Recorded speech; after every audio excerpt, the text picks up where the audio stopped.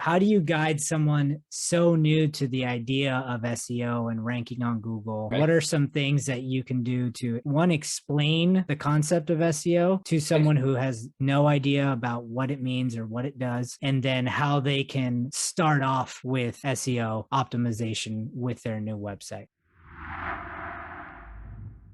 Okay, so we're going to google.com, right? So somebody needs a ceiling fan installed in their living room. So google.com, people are sitting at home and they're like, I need a ceiling fan, it's getting hot. So they're gonna type in ceiling fan installation. And let's use a bigger city. So I used to live in Kansas City. We can use Kansas City. When somebody sees a page like this, whether it's on their phone or the computer, it's called the Google results page or the search results page. And you're going to see several things here. You're going to see some ads at the top. These are all ads. And the way you know that is it says sponsored right here. Now, I don't know about you, Caesar, but a lot of the times I will skip over this stuff. And a lot of people I talk to say the same thing. They skip over it. Some people will click on it, but more often than not, they trust this stuff right here and right here a lot more. For whatever reason, it's because they're like, well, this person's just paying to tell me something, where these people over here, they kind of earned it. And whether people just know that outright or not, they kind of sense that that's the game. And another thing that's very powerful about this section down here, this is called the map section. And then below that is called the organic section. There is a lot more credibility down here, mainly because of Google reviews. So Mr. Sparky here in Kansas City has got 738 reviews with an average of 4.8. That's awesome. Jeremy Electrical, about half that, 4.9. Lamp and Light Electric only has 20 at 4.6. So these two guys are gonna get calls all day long. And they're probably two of the bigger players in Kansas City if I was gonna guess. So this is SEO. This is search engine optimization. How did Mr. Sparky, Jeremy, and Lamp Electric get up into this 3-pack, it's called, or the local pack? If you click down here, you'll see all the competition that they are dealing with. It goes on and on and on. So there's 20 of these listings per page. There's 10 pages. There's probably 200 more businesses all competing for this spot right here. So this is part of search engine optimization. If you're a new business and you want to compete in Kansas City, the first thing you're going to have to do is get with Google and open up what's called a Google business profile. Now this is completely free. Google actually offers this as a free service. A lot of new guys don't know that, but you can actually, if you go do a search for Google business profile and click on this first link, this is the starting point. This is where you can sign up. I'm not going to go through the full setup, but Google actually steps you through it. They'll ask you a series of questions. What's your address? Which services do you offer? What is your website? What's your phone number? All the basic stuff that you need to have to show up over here in this section. That would be step one. Go fill out a Google business profile. It's